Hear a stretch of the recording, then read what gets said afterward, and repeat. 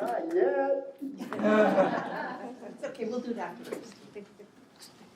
My name is George, and I'm a vendor with Real Change. And like Susan said, I'm also on the Speakers Bureau. Man, this is going to be hard. I'm not used to talking with a microphone, so if I get too loud, just kind of raise your hand and wave at me or something. But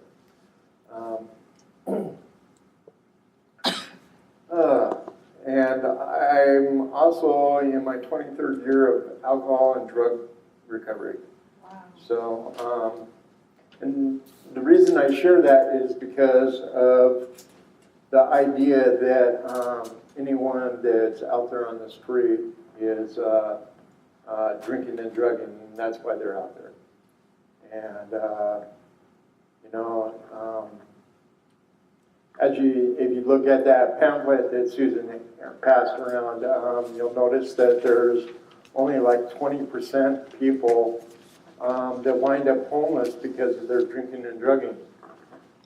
And there's about another 20% that start drinking and drugging after they become homeless. And if you were ever to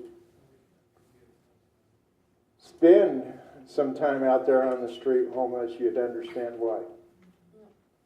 You know, it's a very scary thing. But anyways, like I said, my name's George, and I grew up in Yakima. I was raised with a really strong work ethic, and my dad always told me if I wanted to get anywhere, I had to work hard, and that's the only way you did it. And so that's what I did.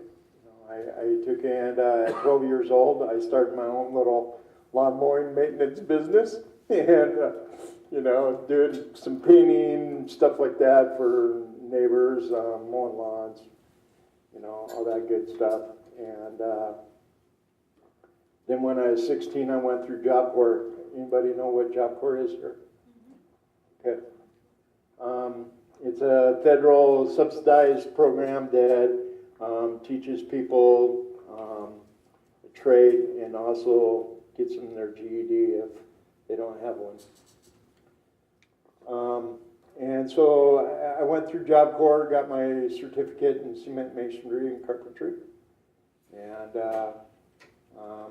came back to Yakima and went to work for a friend of ours, of the family's. And I worked for him for about 5 years, and then he decided he wanted to retire. And so it was time to look for work. And I took and went to work for another contractor, and shortly after that I noticed that my drinking and drugging was getting really bad. I was having a lot of problems with the law, and so it was time to make a change. And I talked to my sponsor and let him know that I had this opportunity of going to Seattle, and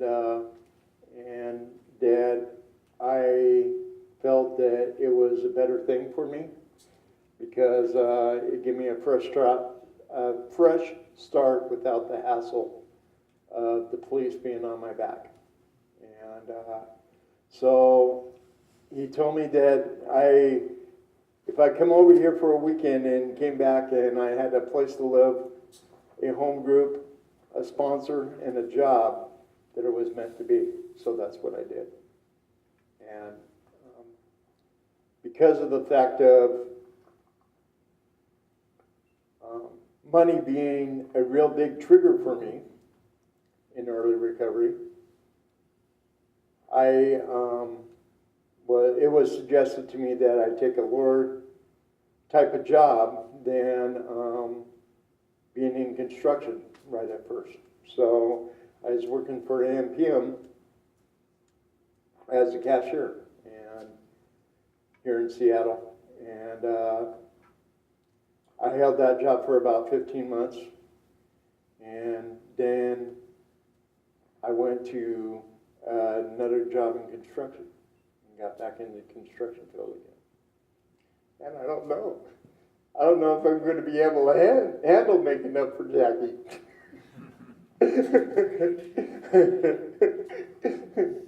If you knew her, you'd know she's a talker. So, but so I went back to work in construction, and I followed that job for about 5-6 years, and then I decided I was going to start my own business. And so I got into business and was working, and came about a year before my retirement, and I wound up having some strokes. And because of the massive money that was going out the door because of it, my insurance canceled me. And so I found myself with over $100,000 in debt. And I had to go through rehab to learn how to rewalk. And about 6 weeks after I got out of rehab, my house took and burnt down. One of my roommates was cooking some grease on the stove and forgot about it, and it went up the chimney, went up the side of the wall on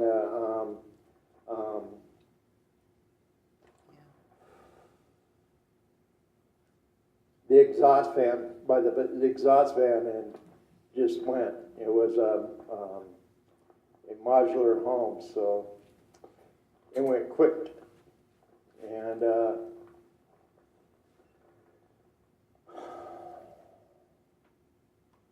so for the first time in my life, I found myself homeless. Because what I owed left on my house was paid for by the property that I sold. So found myself homeless, and not only did I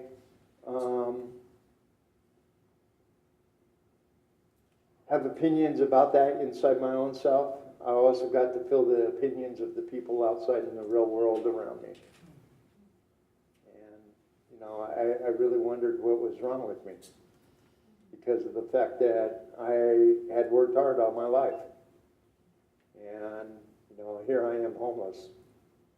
And I'm sure you guys are probably around the era that I grew up in, where, you know, homeless people are there because they want to be, you know, pretty much. You know, and back then, that probably was a lot more true than what it is today. You know, and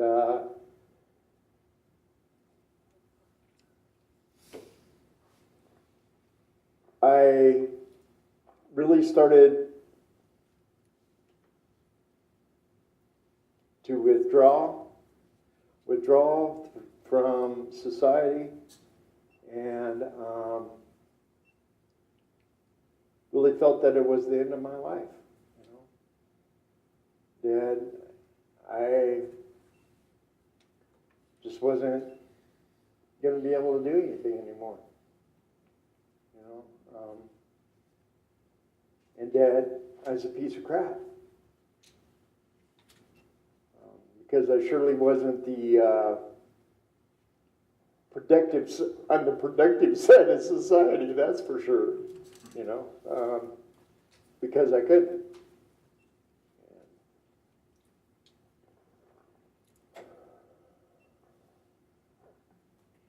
And remembering people walking by the tent cities that I've been in at different points in times, and their children asking, "Dad, what's that?" And they'd say, "Well, that's for those uneducated people."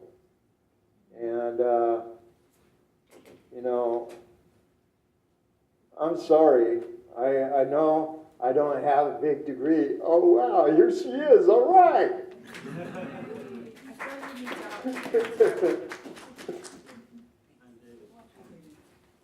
Yeah, sure, I don't have a doctor's degree in my back pocket or something like that, but what I've found in my lifetime is I can't talk doctor's talk. He has to talk down, you know, bring it down to my level. You know, just like a doctor can't talk, a construction worker's talk. I have to bring it to their level. You know, and so whether they look at it that way or not, I am an educated person, and just in a different way. You know? And then one night, a friend of mine that was working for Real Change was talking to me about why I didn't work, telling me that I should go and work for Real Change and sell the paper. And I go, well, you think I could at least make like 10, 15 bucks a day to be able to, you know, cover my daily needs or wants, whatever it may be? And he kind of laughed at me. He goes, well, George, he goes, you're going to make what you want to make. And so I took and went to Real Change, and I went through their orientation, signed their code of conduct, and bought 20 papers, went out, and I sold out in an hour and a half, and I had 60 bucks in my pocket. And that's when the paper was $1. And so that began the community that I took and built up around me, from the support of customers and people in the office of Real Change, you know, and other vendors like Jackie. But I get to give you crap tonight.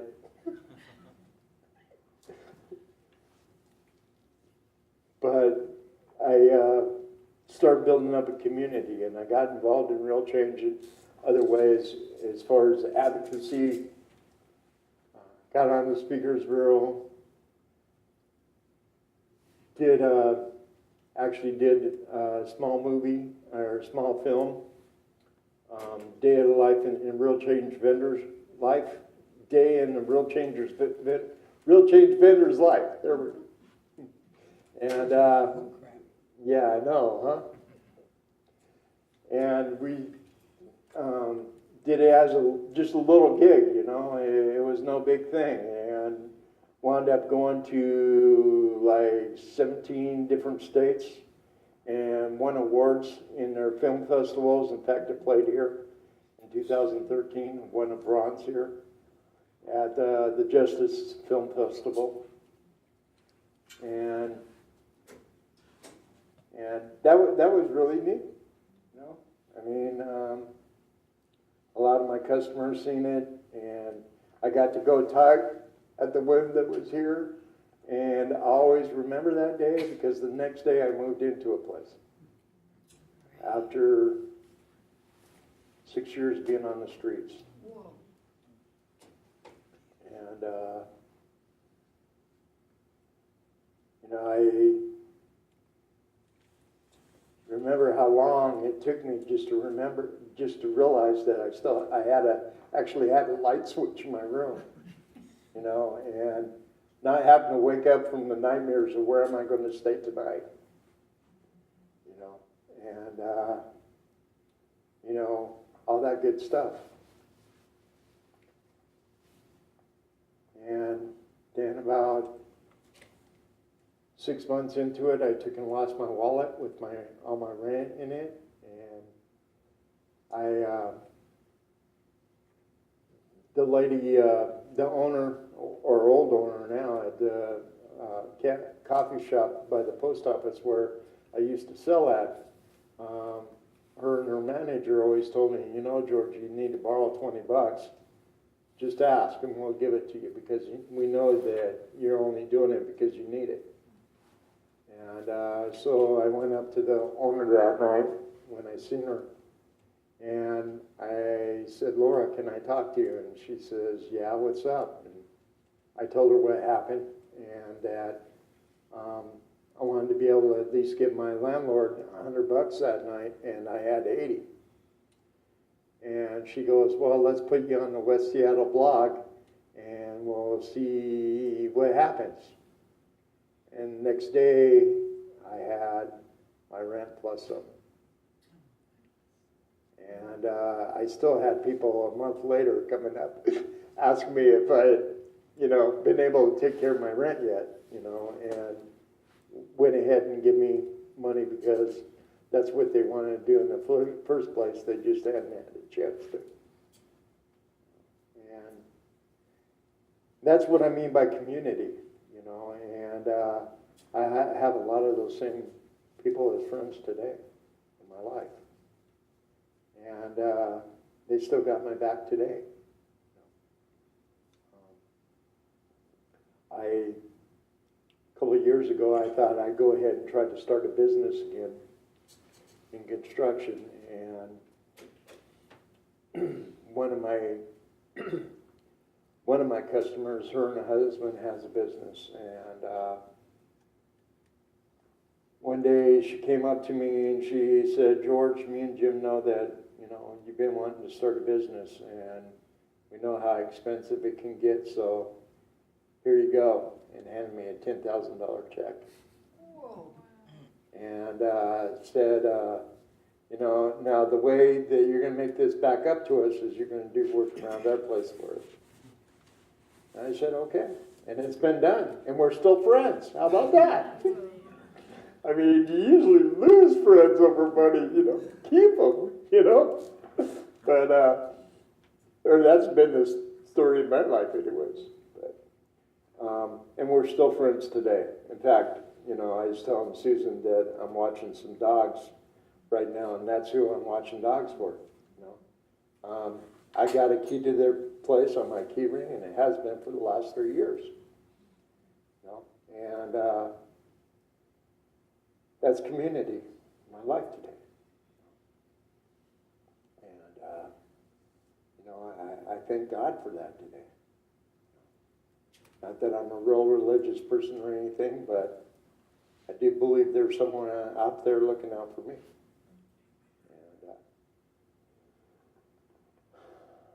I want to thank you guys for being here for me today. Because without you guys, I wouldn't be sitting here talking and remembering how good I have it today. Even though sometimes I like to think I don't. I can get on that pity pot just as good as it does. But anyways, I'll go ahead and turn the floor over to Jackie. My name's Jackie. I'm 54 years old, and I like speaking with George. George has a lot of emotion. He's a good speaker. I like that. He's like all natural, not rehearsed and PC and all that stuff. He just gonna put it out there, and I like that. I'm 54 years old, and I have 2 sons. I have 2 grandsons, and I have an 8-month-old granddaughter. And I just kind of want to tell you who I am. I started with real change. I wasn't homeless. I just had a background in human services, and I just came back from Oklahoma and couldn't get a job, and just kind of wanted to keep my resume current. My guy didn't want to sell it at all. I just took him to the meeting with me because you get 10 extra papers when you start. So I took him to the meeting with me, and he sells more papers than I do, and has been vendor of the week.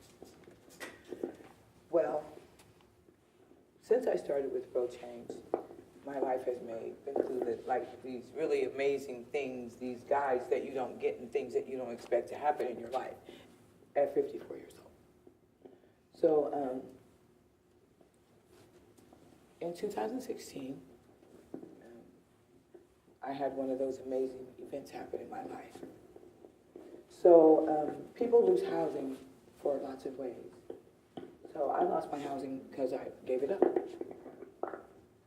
I gave it up because I had a son who was going through a criminal situation, and because I didn't have a lot of money, he couldn't afford an attorney, and so that's what I did to help.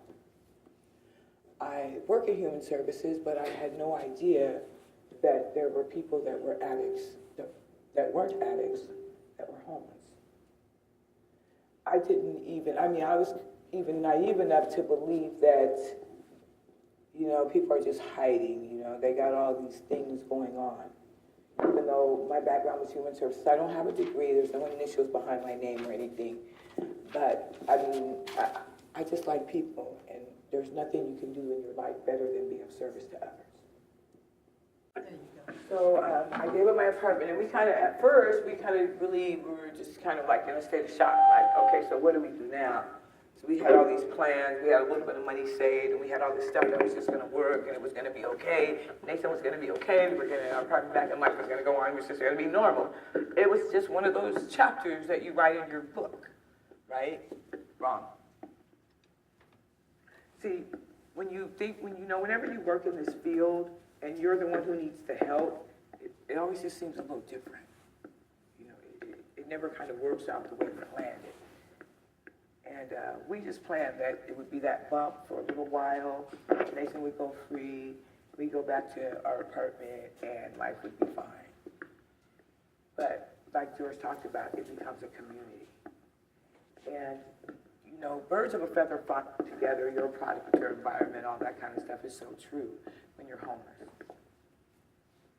You know, one of the things we know is that only 13% of the addicts that you see on the street that are homeless. Those people hang together kind of like those high school cliques. People who aren't going to be homeless forever, hang together waiting for housing, hang together. It's like a community. It's a community. Because you look out for each other. Because you're all you have. You're all you have because when people walk by you on the street, they look down on you. You lose a lot more than just furnishings and clothing. You lose dreams.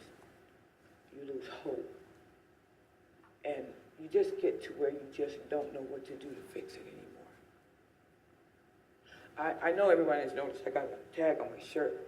I did that because I kind of started this little new part-time job today just for a couple weeks. And so I just kind of wanted to show that, you know, I stopped and I bought the shirt, right? Because I know I can go home and take a shower. You know, I can stop and do that. But if I was still homeless, I couldn't do that. If I was still homeless, if I needed a clean shirt and it was 6 o'clock at night, there's no more centers open where I could go wash my clothes. So it was great having my job, and I get to go back tomorrow, but I got to wear the same clothes that I wore today. Oh, by the way, I got to sleep in them. Because the place that I wash, I only get one load a week in their clothes, and it's not my laundry day. Well, even when you go and just try to get services, it's hard to get services for some people. The people they call high functioning. But I don't know, when I was homeless, I didn't find anything that was so used to, that was high functioning. I didn't find anybody that was high functioning. What I found was a lot of people who wanted to get out of the situation that they were in, couldn't get out and nobody wanted to help. You know, I remember crying to go home, but I didn't have one. I remember that my son, who is 30 years old now, was at war, but my phone was dead and I couldn't charge it till tomorrow. And I didn't know if he would come up missing or not. I remember I woke up at this shelter full of bed bugs and couldn't get anybody to help me because I didn't have insurance. That's what I remember. I remember people, friends crying because they don't know how to get out and they want to see their kids. They want their kids back. They want their life back. They just want a life sometimes. They just want to get away from all the chaos and all the crap that they feel is going on in their life that makes them feel useless.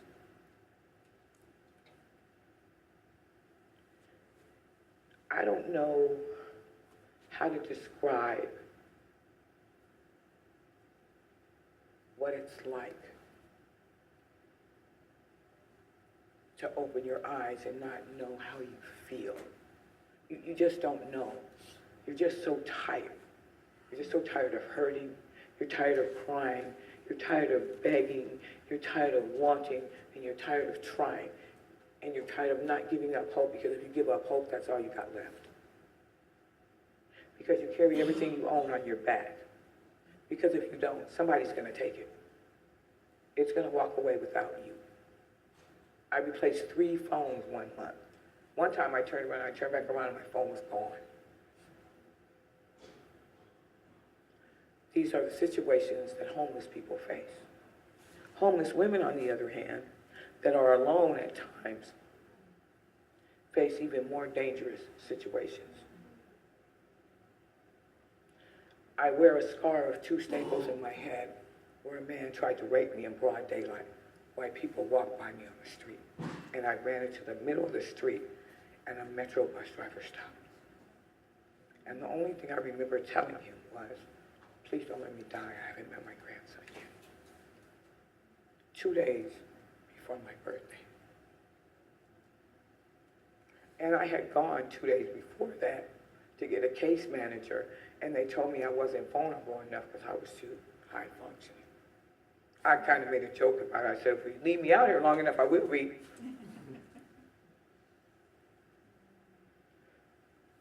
Tonight, and I don't mean in a shelter, I don't mean couch surfing or sleeping in a camp. I mean they're in a tent or on the streets. There'll be over 550,000 homeless people tonight in the United States. This isn't people sheltered. These are people in tents, in cubbies, in a blanket, on the waterfront, on your front porch, in your backyard. Seattle has over 11,500. We are 3rd in the United States, next to LA and New York. Sometimes New York is first, sometimes LA is first. Just kind of depends, but we're always 3rd. For a city that values our homeless and what we do for our homeless and mental health. A lot of people think people come to Seattle to be homeless, but about 73% of the people that are homeless are from this region. If you go to a high school class, the kids that graduate, out of the ones that don't go to college, 1 in every 10 will experience at least 6 months of homelessness, not couch surfing, not sleeping in their car, or sleeping in a cubby, and maybe they don't have any more blankets at night watch. There are much less shelters for women than for men. Why? I don't know why they think that there aren't as many homeless women as there are homeless men, but there are. Typically, at night watch, there's more women who don't get sheltered than men. As far as people over 50, the old fogies like me, there's one day center for us. It's in a basement. There's no windows. That's the only day center for us. The elevator hasn't worked in over 6 months. There are people that have been down there that are 70 years old, been to war, that are waiting for housing. They came back and have nowhere to live. That's how we treat the people that allow us to have the freedoms we have. We give them nothing, but they give us everything. We have cities in the United States whose #1 problem is homeless youth. Lawton, Oklahoma. They have children that sleep in an old, abandoned schoolhouse. That's how we treat our future.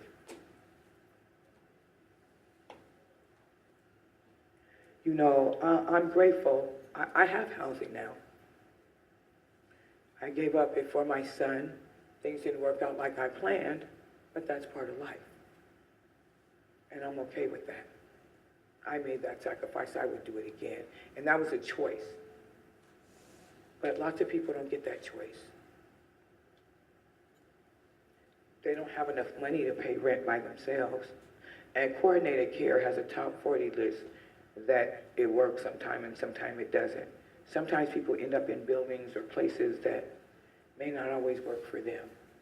And the rest of us are high-functioning people who now, because we have an apartment, everything is fine. Now the real work begins. I'm 54 years old. I live in an apartment by myself. This is the first apartment I've had myself with no kids, no boyfriend, and just mine. At first it was great. It was great, but I'm a people person. And there are 8 units in my building. But I love having my own apartment. You know, people like me, that means, well, not me in particular, but homeless people, as they call us, cause more money to go into health systems, for the police, and all this stuff that they say only, like, homeless people do. But I don't believe that. I think they're just the ones more noticed and they stick out. Kind of like that 13% of the ones you see on the corners in those bad areas. There's more behind closed doors, but they just don't have a door.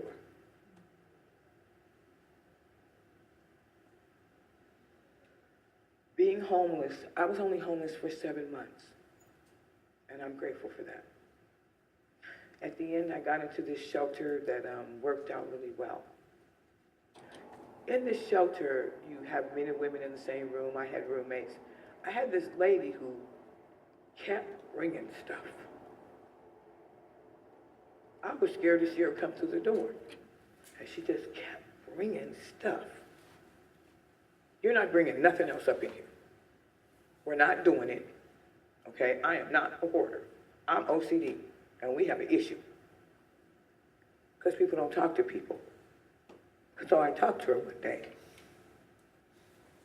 I found out that she kept bringing stuff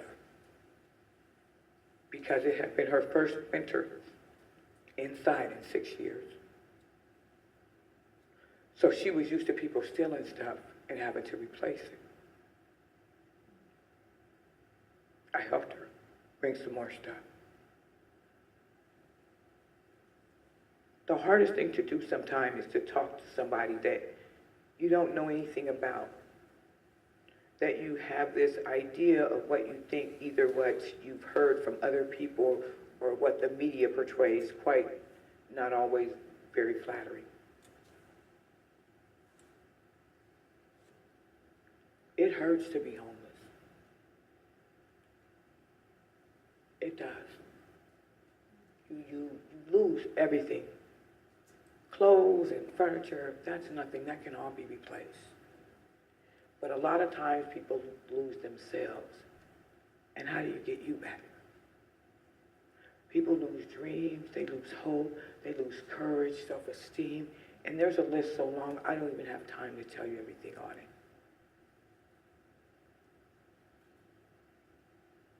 People think that homeless people are lazy. It's a lot of hard work to be homeless. It's a lot of hard work to not be on a schedule, don't know where. Whoa. It's easy. Okay, I get up at 6:15, I breakfast at 7:15, I take my shower, I'm going to work, I come home, I stop and get the laundry. But homeless people don't always get that good. It's always hurry up and wait. I said if I stand in one more line, I think I'll scream. But you gotta stand in line because there's not enough spaces for everybody. There's not enough blankets for everybody. There's not enough food for everybody. There's not enough dry shoes for everybody, and it's pouring down rain. Everybody can't get a new tin even though yours is soaked.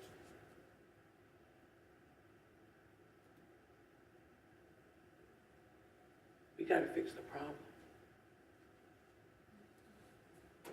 We gotta kinda come up with a new solution. They say if it ain't broke, don't fix it. Oh, well, this one's broken. They just keep throwing out ideas and they kind of don't know what to do. When you have 100 more shelter beds than the year before, but there are over 1,000 more homeless people, not to mention the ones that already didn't have shelter beds, where are they supposed to go? I don't understand how that's fixing the problem. When you have women standing on the corner with their children begging for money with nowhere to go tonight, I don't understand how that's fixing the problem.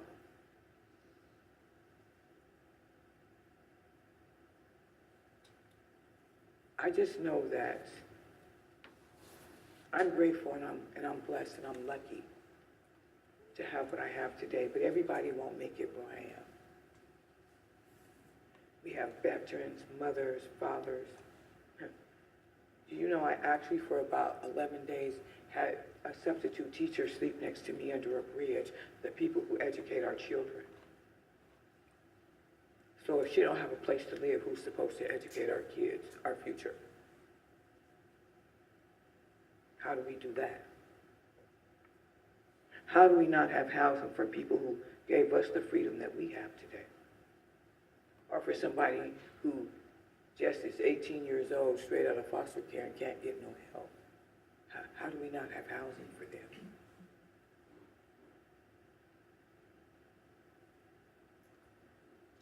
I advocate a lot for homelessness. You know, that's like my favorite thing to talk about.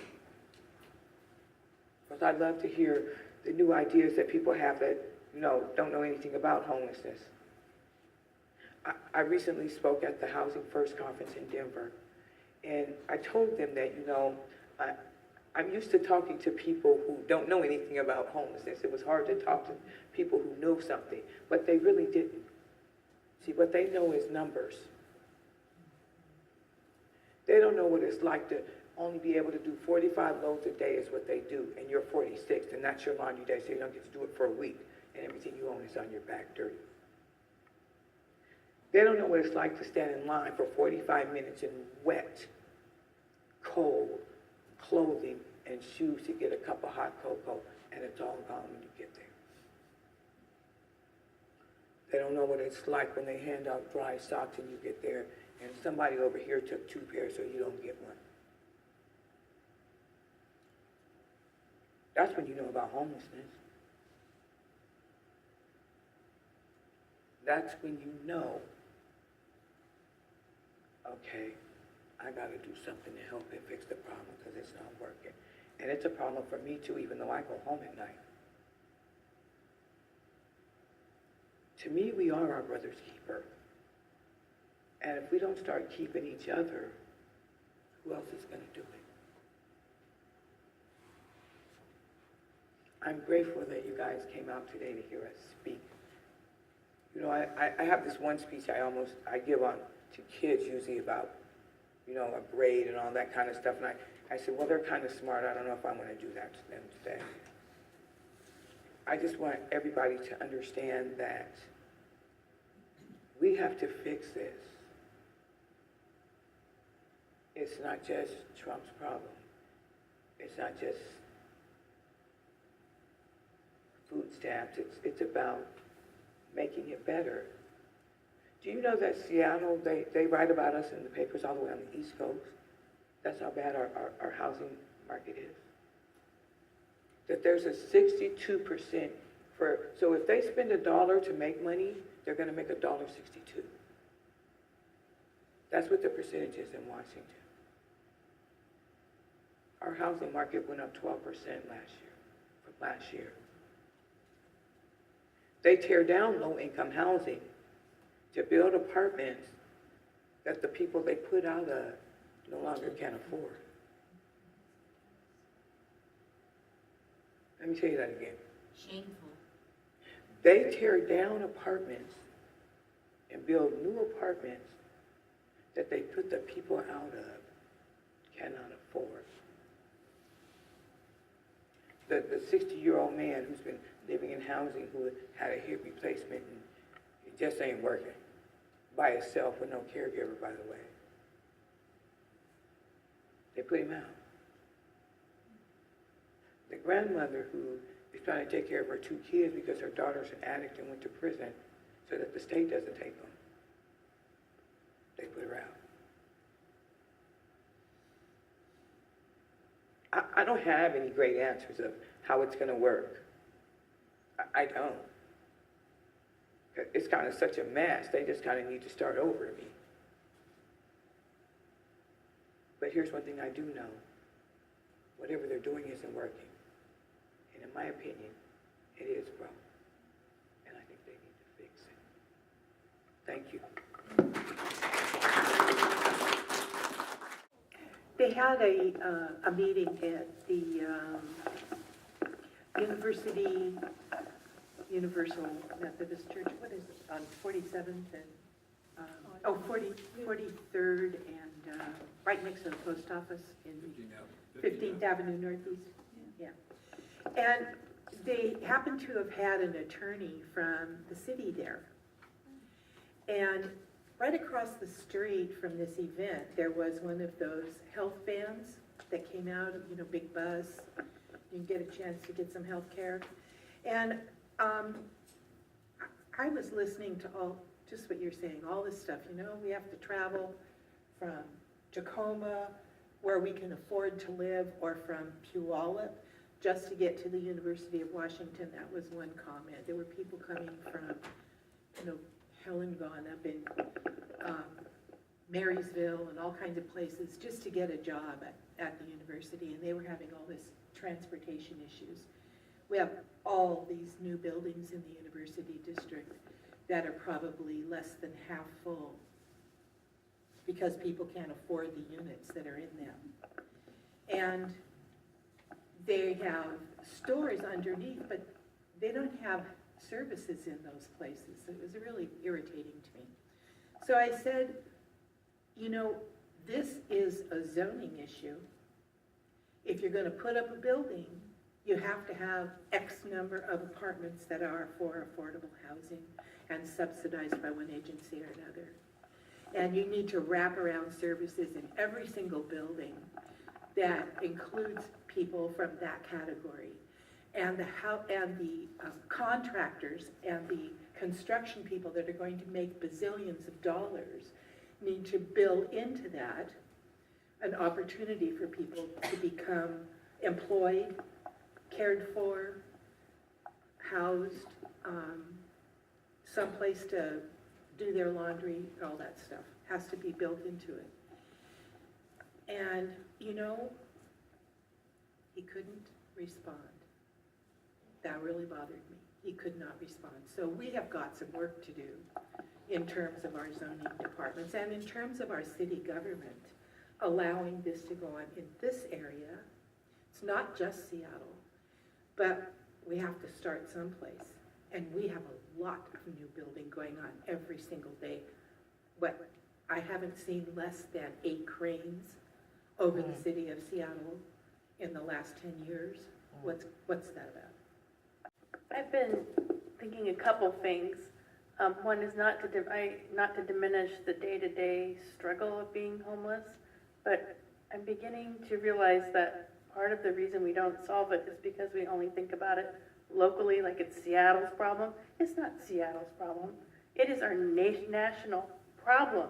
It's a crisis, and we need to put everything we have to bear to fix this problem as a nation. And it's a moral call. I really do believe that. Secondly, as you were talking, both of you, I was thinking about people in my life who have made comments about, well, they're just drug addicted people or this and that. And I'm sitting there thinking how it's so uncomfortable when that comes up. And I know I nervously try to say, well, try to shift their thinking a little. I didn't have all these facts. This is really helpful. But I'm wondering, how can I get them to be before people like you that tell them what it's really like? I mean, do we need to have people go to every PTA meeting? Because I'm in a lot of PTA meetings. And that's who I talk to, is a lot of other moms in Seattle. And how do we break into the milieu, the day-to-day of people that do have houses? How do we talk to them about these kind of issues? Can you tell us something about how you seek health care for, say, minor things or major things, or maybe a different way you go about trying to, get health care and what the difficulties are and so on? Well, I guess for me it wasn't really an issue. I have really bad eyes, and so I kind of been going to my same eye doctor forever. Medical care, I kind of just go when I need to, because the clinics, they rotate doctors, so you never see the same doctor. It doesn't feel personal. You know, it's like you take your kids to Dr. Thompson when they're 2, when they get their shots, and when they're 9, when they're, you know, everything, you take them to the same doctor, you know, for years, you know, and next thing you know, your daughter's having a baby and Dr. Johnson's grandson is delivering it, because that's just kind of the way you kept it. That, you know, for us, it's not like that. You know, the clinics that, you know, some of the clinics, there's some really good doctors in there that care. You know, I mean, I'm not saying that any doctor is a bad doctor, but sometimes people have predetermined ideas of the type of people they're going to deal with. I think that most homeless people don't try to exploit the healthcare system. A lot of times we don't even want to go. A lot of people won't go because they're addicts and they're being judged. Young or girls are pregnant, they either can't get there, or like I said, it just lacks feeling personal. Nobody wants to talk to somebody this week about something personal, and then the next week when you do your follow-up, it's somebody else. So they're like, well, tell me what's going on with you. Well, I talked to you last week, you should already know what's going on. If it's a struggle or if it's something that's hard, you know, people have HIV, they have Hep C, you know, and you know, even with that, they still want to live, and they still deserve to get really good health care, but that doesn't always happen. They're prejudged. So a lot of times they'll skip health care just to avoid the embarrassment or the pain or whatever it is to not have to deal with it.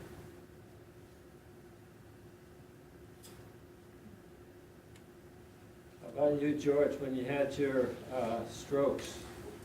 Well, What happened? when I had my strokes, I was basically going to places that either had some kind of charity fund, which meant sometimes that was going from Seattle all the way to Everett to be able to get my medical, and then coming back, of course. But so that was the big part of it right there, is that I had to go to places that had some kind of charity program. And so I couldn't really choose my doctor who was going to see me because of the fact that, you know, it's charity, you know. You ain't going to get the same person all the time, just like Jackie was saying, you know. Today, I still have problems. I see a psychiatrist for past trauma, and I pay for it out of my pocket because my insurance won't cover it. They'll cover the medication, but they won't cover the doctor. So. Another thing too is that sometimes the wait is so long to get it, just to get in with an appointment, it just makes it hard. You know, or like there's a couple of clinics where you have to go at like 8 in the morning and stand in line, and when they open up, it's on a first come, first served basis. Really? It's just the way it is. Hi, my name's Merle, in case you didn't get our introductions. I'm wondering if everybody had free health care, which this initiative that we're working on, some of us are working on in this audience, would you not feel, I don't think you would feel that compulsion that, hey, I can walk into any hospital, see any doctor. Would that take away a lot of the, let's call it, that embarrassment perhaps that you might speak of? Because maybe you should be collecting signatures with me. Because this thing is allowing for a progressive amount of money to be put in, and anything under double of the federal poverty level is free. So when you're in between jobs, which you guys definitely, I mean, sound like you've been in between, you won't, your family, you know, you won't be losing medical care. This initiative here would be statewide. We have with Obamacare over 500,000 people who are uncovered with Obamacare even, which would mean that a lot of your friends would be covered. You know, it would give you a step up, you know, as I see it, that, you know, a program other than what we have now, which, you know, has a lot of failings, is, you know, even though Obamacare came in, you know, it's being dismantled, chopped, and sliced and diced, and what we're seeing there is it wasn't a program that was going to do anything much because the insurance companies, you know, have substantial control with it. But one of the problems with ERs is that makes for a more expensive service, probably for you. You know, if you have to go to the emergency ward or go up to Everett, or you know, that going to the emergency ward makes us have to pay for that privilege of you guys getting to go there. So you feel embarrassed because we're having to pay for it in a sense. But so gather some signatures, is what I say. What would you think of that? Do many people, are there political activists among you? That's my question, I guess. I think that part of the problem is, like, I have really bad eyes, so I don't know how to drive. I'm 54, my vision is correctable enough to get a driver's license. But they pay for my exam, but they don't pay for my glasses. They don't pay for my contacts. But what good is that? You tell me how bad they are, but you ain't gonna help me see? Obamacare does not cover dental or vision. This would cover dental and vision, so it'd be an expansion of services. And that would be great, and that's what people need. That's what people need. They don't, if I want to get dentures, but dentist I'm going to go to, it takes 4 months. My appointment is 4 months down the road. 4 months? Well, I forgot. When you're homeless, you know, 4 months, in 4 months, you're probably going to have 8 phones. I mean, part of the problem, you know, people need to be able to go and be seen without, I don't know, I just think that people need to be able to just be seen and have medical and get help. You know, it should be for everybody. It doesn't matter how much money you make. Everybody's a person. You know, I think what you're doing is great. I do. I think that that's fair for everybody. And I know there's probably a lot of people out there who make a whole lot more money than I'll probably ever make in my lifetime that say, well, why should I take care of you? It's not so much that you're taking care of me. You know, it's making it better for everybody. I don't know, I just think it would work. Jackie, George, my question is, this area has a whole chains of community clinics. Are they not useful for you? For me, at that point in time, no, they weren't. Okay. Now I really don't worry about them because I do have insurance, like I said, and thank God I got my regular. Primary care. Yeah, primary care doctor, and love him to death and have for a few years now. But, you know, I guess also where I'm at is I'm the type of person that I really got to be able to make some kind of relationship with you, whether it be professional or not, or professional or whatever it may be, to be able to really deal with you, you know, and really get down to the nitty-gritty, you know. The psychiatrist that I have now, I've had for almost 6 years, and we're just now getting to the part that and not saying we haven't made progress, because we have, but we're just now getting to the part where has been the real stem of the whole thing altogether, you know. So, I mean, it's really hard for me to, even with physical illness, to really be totally open with you, not knowing you. By the time some people get to where they actually have some type of mental health services or physical services, they've been so beat up, beat down, broken, that they don't trust anybody. See, Obamacare, you can't see just any doctor. They have networks. That's right. And even, networks for very well-off people. So like they were going to cut Seattle Children's Hospital out of it, and there had to be a big protest. But I'll do some sales, and I'm passing this around. Universal health care to Washington State, Initiative 1600, and that's 1600 in those Washington, not the 1600 over there in DC. But anyway, there you go. But you can see any doctor, and I think that might help You have your real change in situation there? immensely. Yes, I do have real change. Okay. You gotta buy a real change if you want a signature. Thank you. You need to come to work with me sometime. Everybody here, is this the one that's came out Can I tell today? you guys a few statistics? So at the Housing First Partners Conference today, one thing you should know is that every Human Services Department got more money this year in the budget, but where is it? Right. Every department got more money this year. Where is it? Administrative fees are killing us. When there was a $5 million emergency budget, the only money that was allotted for permanent housing was the rapid rehousing program and 100 more shelter beds. So if we had over 1,000 more homeless people than the year before, but we only had 100 more beds, where'd the other 900 go? Our death rate in the winter is rising because people have nowhere to go.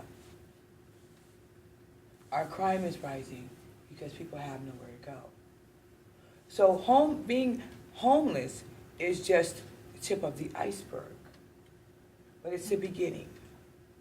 So there was this guy, and I'm sure you probably heard of him, his name is Gorski, and that was his number one thing. You got a place to live first, because you can't focus on anything but a place to live. Like I told you, I gave up my apartment for my son, but it got so bad that what I gave it up for, I couldn't even focus on. Because I was just so busy trying to live every single day. Right. That's kind of why I was saying that we need to have wraparound services in those housing areas for people so that Meals on Wheels get there if you can't leave your house, or you can get a social services referral for one thing or another. Maybe mental health treatment, maybe it might be the neighborhood clinic, whatever. And there should be certainly somebody there who does triage assessment for healthcare issues. Ironically, a lot of the buildings do have it. Now, I think you're right, and you're talking about Seattle Housing Authority and some of the other Pioneer Housing, Pioneer Housing. Plymouth Housing, Mhm. but But I'm talking about those new buildings that are going up with nobody in there from low income. There's something wrong with that picture. We all live in this world together. We need to live in the same building together as well. That's the only way we're ever going to have compassion and understanding for each other.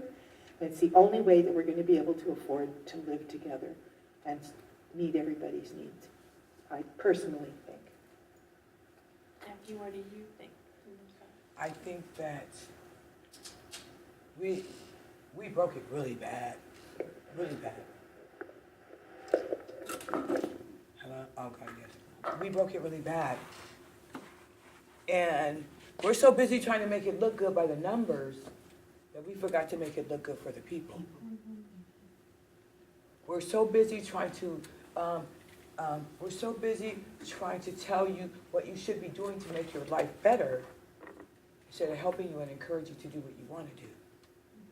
We have the answers. We know it all. We know it all so well we broke it.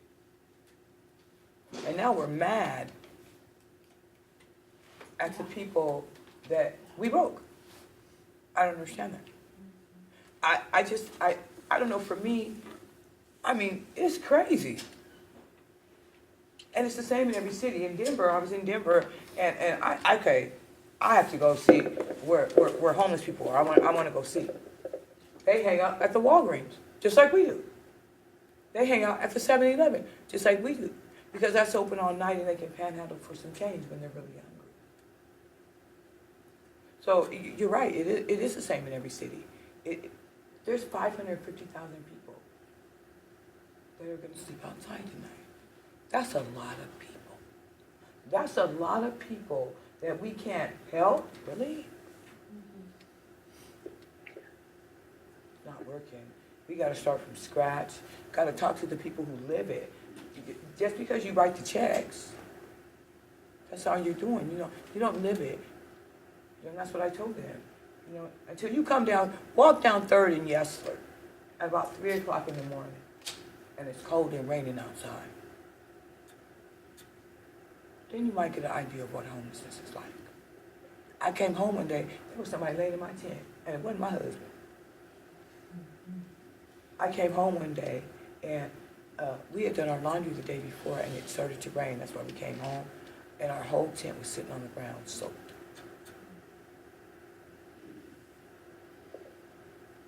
We'd gone to bed hungry. My tent burned down. Like everything else wrong in my life, right? That's what it's like every day. And if you think that doesn't take your hope, wow, I don't know what will. I find myself getting involved in comparisons between the way we handle people having trouble with life in various ways in the United States as compared with various European countries. And the first thing to sort of numbers, not in terms of numbers of people, but in terms of how the government spends its money. In those countries, they spend much more on social infrastructure, and they spend much less on health care and than we do in the United States. Now, our health care is overpriced, and it doesn't go to everybody anyway. But the point is that if we were to spend a lot more on social services, that includes housing, which is the focus here, but there's more to it than that. There's support of various kinds to help people who are having a tough time with life to get their feet under them and make life go more smoothly, including housing. If we were to spend a lot more on that, we wouldn't have as much of a need for some of the healthcare spending that we're spending, and we'd have fewer homeless. I don't know the exact statistics from places like England, France, Norway, Sweden, and the like, but my guess is that they have a lot lower rate of homelessness because they have a lot more government spending on support. And there's another way that encapsulates this. If you're walking down the street in Paris and you see a beggar, if you're a French person, your attitude is, oh, that's too bad. There but for the grace of God go I. If you're an American and you see such a person, you think, oh, he ought to get his act together, or she ought to get her act together. So again, we in America tend to blame the poor for being poor. In Europe, they tend not to. They see it as part of society that we all contribute to helping. And we have much more of a frontier mentality of you're supposed to pull yourself up by your bootstraps and head off into the wilderness with your dog and your gun and hack life out of a wilderness. And a lot of our attitude, I think, is left over from that kind of mentality, which, if it ever worked, doesn't work in the United States anymore. Just a comment. I do have a question. I've been peripherally involved with Tent City 4, which moves around the east side, and one of the places that has camped out several times is at Temple B'nai Torah, which I belong to. And the temple kind of turns out to help with meal preparation and other things in addition to hosting Tent City 4 when they're there. And I'm just curious what you know about the tent cities. There are several of them, and how that relates to the experience of homelessness that you have lived through. Well, I've never personally been involved with Tent City 4, but I was with Tent City 3 in Nicholsville and a couple other places. I found it was a lot better than a shelter because I didn't have someone sleeping 6 inches away from me.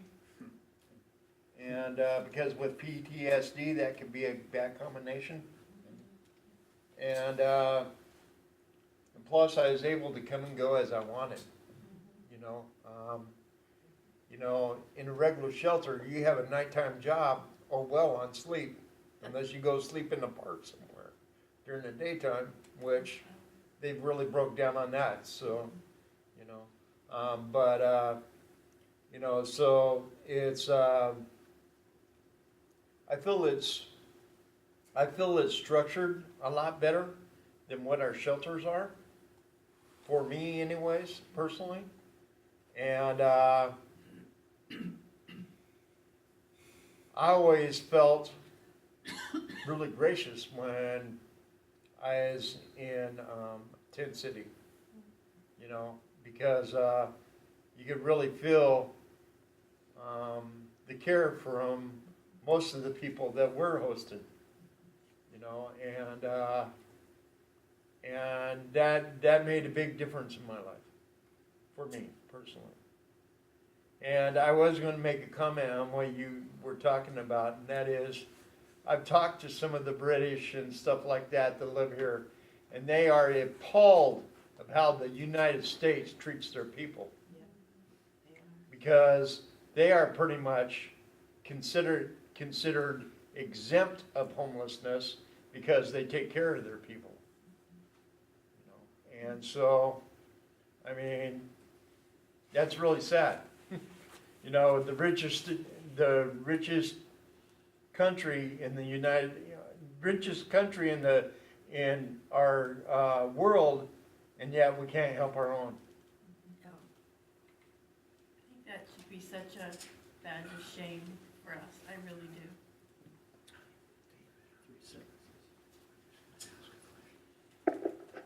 Oh, it's me again. Now, some of the problems with some of the Last shelters. question. I got a question. We gotta move out of here. They're gonna come rolling us out. And you gotta take the bus home today? Yeah. Some of the problems with some of the shelters that you get is that there's federal laws that say that you have to be clean, you have to have your psychological issues addressed, and there's another thing, I forget what it is. But do you guys encounter that kind of thing in any of the shelters that are provided by, like Tent City or the other issues of, how you can come and go from certain shelters that are provided? I didn't do the shelters because I did 3 of them, and I got ate by bed bugs by one.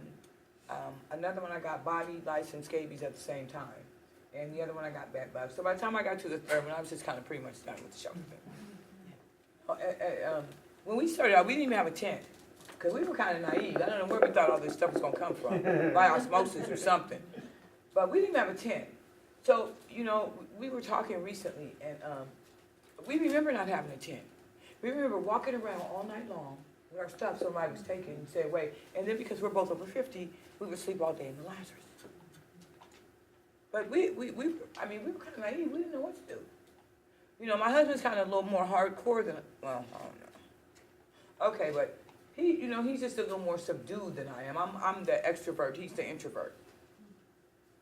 So I gotta talk to everybody, because I gotta know everybody around me for number one.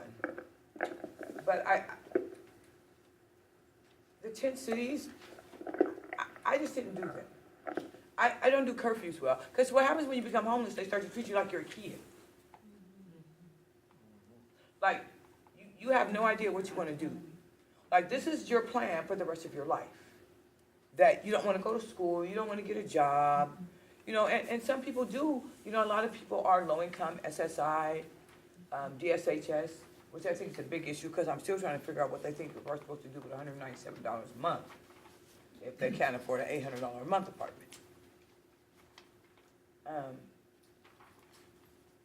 I just didn't do it. I tried the tiny houses, but that didn't work for me either. I had a problem with, I mean, you gotta go outside to use the bathroom. It rains a lot in Seattle. It's dirty, it's muddy, it's late, it stinks. Even though people do security, they're not really paying attention to what's going on. Maybe who comes through the gate. But other than that, it just, the shelter I finally ended up at was the Navigation Center. And it's the newest shelter in Seattle. It's under a lot of controversy right now because it's our first SCS in Seattle. So it's under a lot of controversy right now because they truly believe in housing first. You know, That means. safe consumption sites.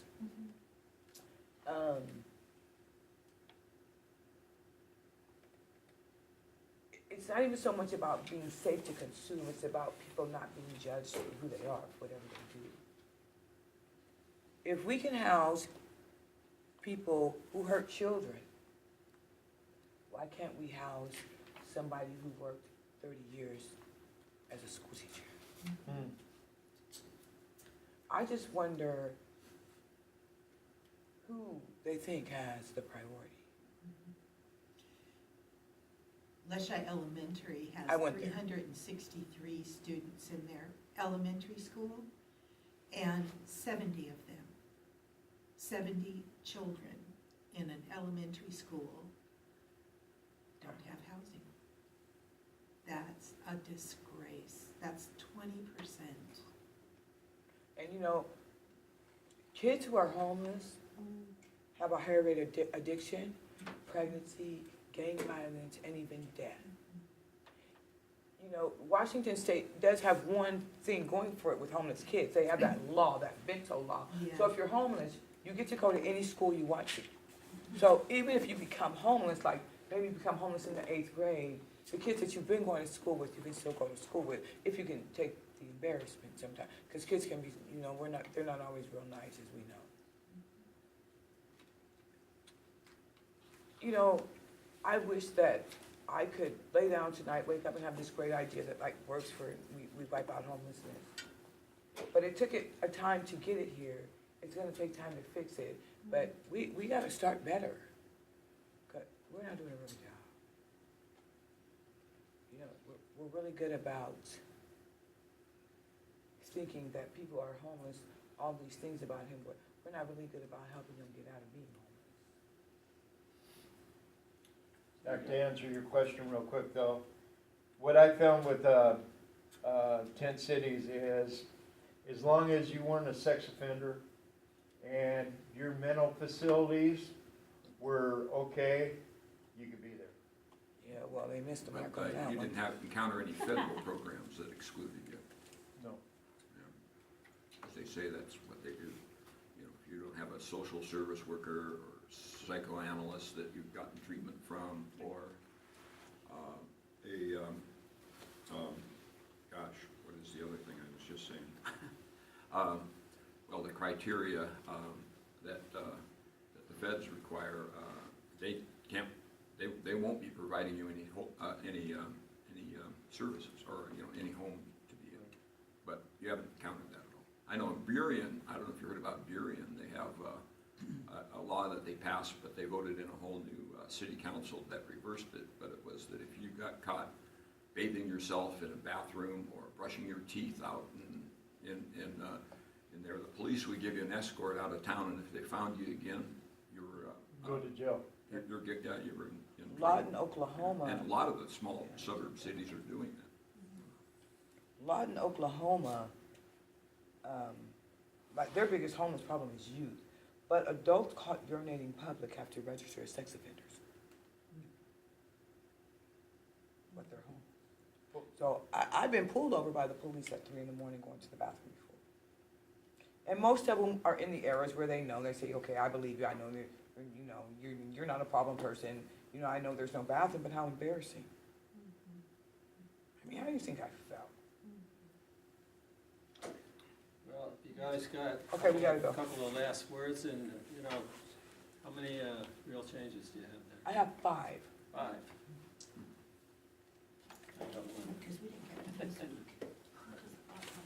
Well, I want to thank you guys for being here tonight, myself, because, you know, this is a way that we kind of try to break the stigmatism of homelessness and, you know, let people know that there are other reasons besides drugs and alcohol that people wind up homeless. And that we're people too. I would just say that there's this saying that says, it takes a whole village to raise a child. And there's a child in all of us. You know, we all at times need help in different ways. It's just that sometimes we focus so much on the people who we seem to think are so needy, but we focus on them but forget to help them. Agencies are only as good as the people who work there. I don't know, I just hope that the information we gave you tonight helps you in helping make things better for everybody. I'm grateful that you want to know and that you want to help on any level wherever you can. And we do truly appreciate that. Okay. Good job.